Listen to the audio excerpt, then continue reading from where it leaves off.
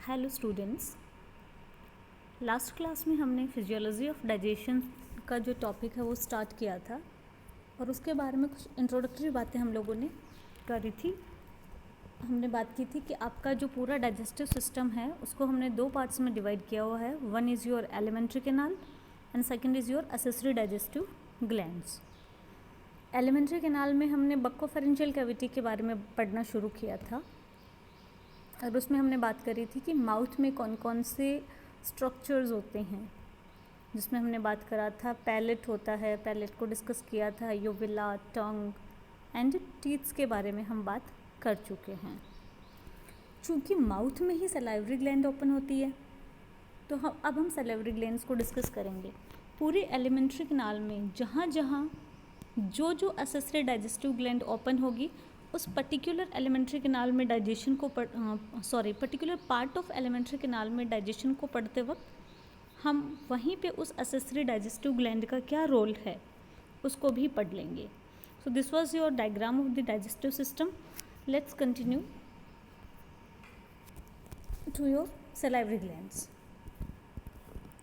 Salivary glands के बारे में मैंने बात की थी कि ह्यूमन बींग्स में 3 टाइप्स ऑफ सलाइवरी ग्लैंड्स होती हैं।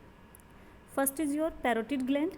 अगर आप पैरोटिड ग्लैंड की बात करेंगे तो एक जोड़ी 1 पेयर होती है और out of all the 3 salivary glands it is the largest salivary gland.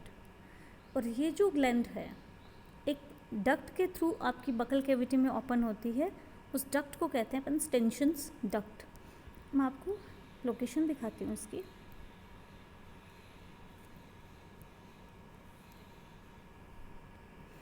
This is your parotid gland, ठीक है। ईयर के नीचे इस ग्लैंड की पोजीशन है, राइट ईयर के नीचे, लेफ्ट ईयर के नीचे, दोनों साइड में एक एक है तो हो गई एक जोड़ी 1 पेयर। और ये जो पूरी ग्लैंड है इसकी से कॉमन डक्ट निकलती है, दिस डक्ट, जो कि आपकी बक्कल कैविटी में जाके ओपन होती है। कहाँ ओपन होती है ये? अगर आप देखेंगे तो ये ओपन होती है आपके जो अपर जो है उसके जो सेकंड मोलर टीथ होते हैं उसके नीचे ओपन होती है। ऊपरी जबड़े का जो दूसरा मोलर टीथ होता है उसके नीचे जाके ये ओपन होती है।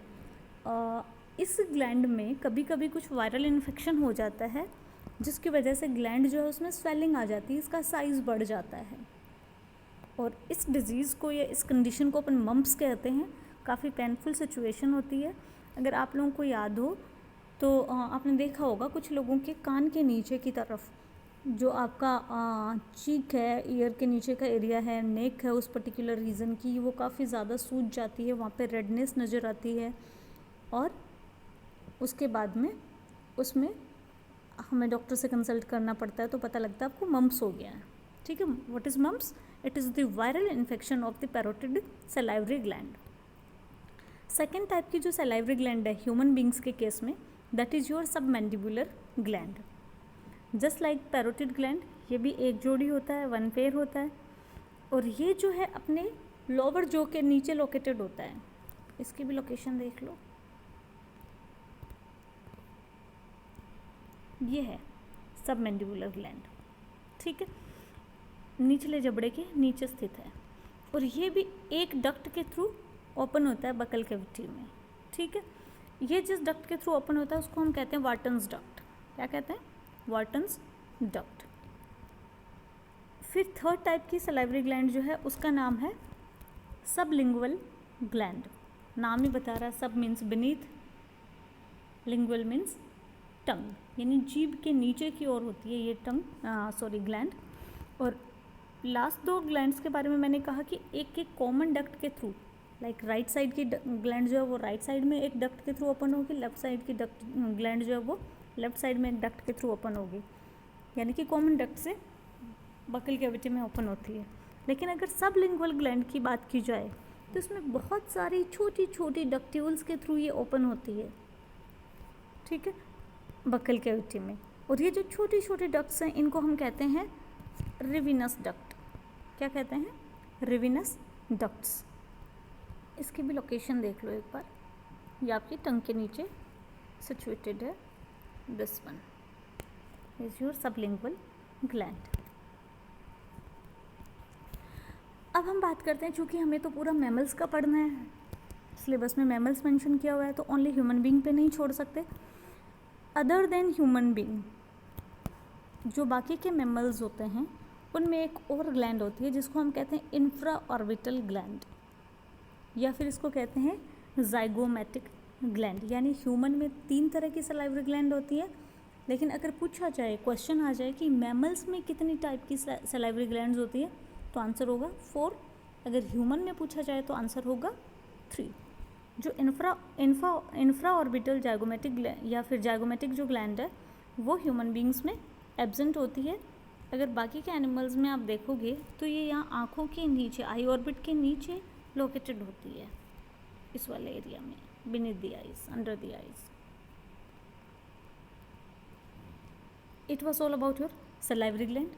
फिर बात आती है सलाइवरी ग्लैंड्स का फंक्शन क्या है।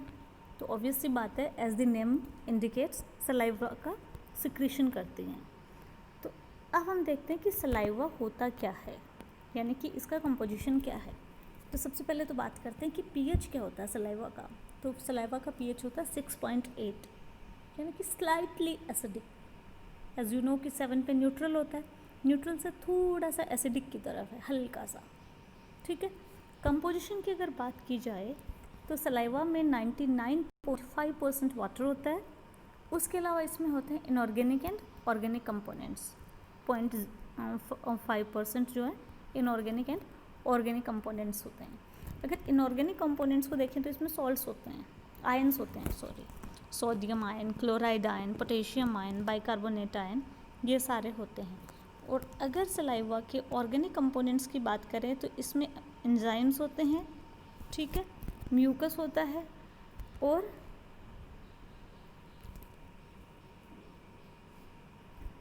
अगर आप देखोगे कि कौन कौन से एंजाइम्स होते हैं तो सबसे पहले बात आती है सलाइवरी अमाइलेज।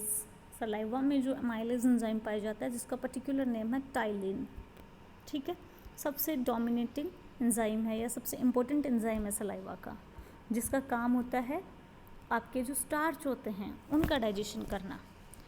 इसके अलावा सलाइवा में पाए जाते हैं लाइसोजाइम एंजाइम और थायोसाइनेट।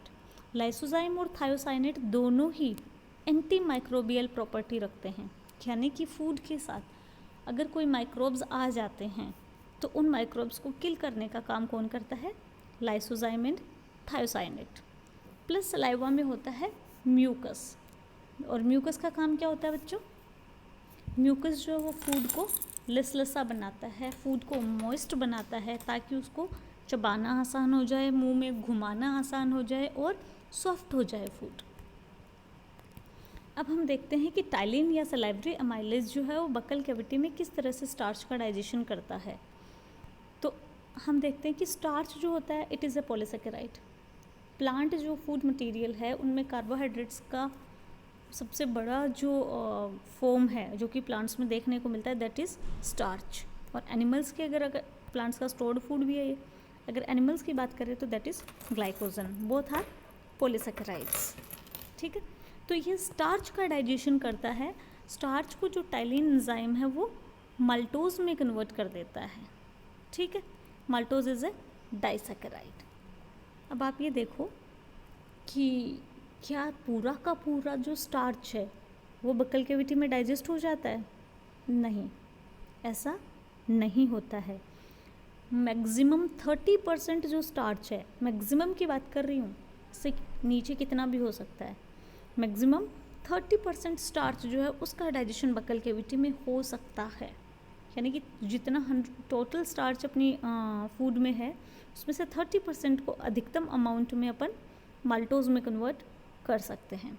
बक्कल कैविटी में जब फूड को चबा लिया जाता है, डाइजेस्ट कर लिया जाता है, फूड जो है वो मॉइस्ट हो जाता है और एक सेमी सॉलिड फॉर्म में या एक लुगदी की फॉर्म में आ जाता है, उस फॉर्म को, फूड की फॉर्म को हम क्या कहते हैं, उसे हम कहते हैं बोलस। क्या कहते हैं? बोलस। दिस इज जब बक्कल कैविटी में फूड का डाइजेशन हो चुका है तो उसके बाद में फूड ट्रैवल करेगा आपकी बक्कल कैविटी से फेरिंग्स में, ठीक है। और फेरिंग्स के बाद फूड जो है वो स्वेलो डाउन किया जाएगा कहाँ पे? आपके ईसोफेगस में। ईसोफेगस में पर्टिकुलरली फूड का किसी तरह का कोई डाइजेशन होता नहीं है। जो भी कुछ हल्का फुल्का डाइजेशन होता है ईसोफेगस में इन दिस रीजन, वो आपका जो सलाइवरी जो माइलेज है, टाइलिन जो है, उसकी वजह से होता है। बाकी ये जो रीज़न है इसके द्वारा अपने आप में कोई एंजाइम सिक्रेट नहीं किया जाता है। ईसोफेगस के थ्रू जो बोलस की फॉर्म में फूड आया है वो ट्रैवल करता हुआ कहाँ पहुँच जाएगा, अब स्टमक में आ जाएगा इस रीजन में। ठीक है, हमने कल बात करी थी डाइजेशन का पूरा प्रोसेस है, उसमें इंजेक्शन ऑफ फूड की, यानी फूड आप ले चुके हो अंदर, मैकेनिकल ब्रेकडाउन ऑफ फूड की जो कि हो चुका है, किसके थ्रू, टीथ के थ्रू। अब हमारा चल रहा है केमिकल ब्रेकडाउन ऑफ फूड, उसमें आप एक एंजाइम का रोल पढ़ चुके हो जो कि बकल कैविटी या आपके माउथ में अपना फंक्शन परफॉर्म करता है, that is your ptyalin enzyme.